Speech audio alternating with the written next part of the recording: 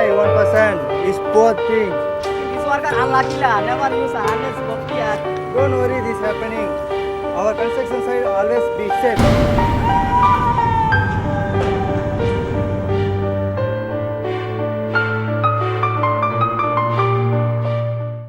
So, in conclusion to the presentation, follow the 5 steps on site and you'll stay safe. Step 1. Identifying the hazards. Step 2. Decide who might be harmed and how. Step 3. Evaluate the risks and decide on precautions. Step 4. Record your findings and implement them. Step 5.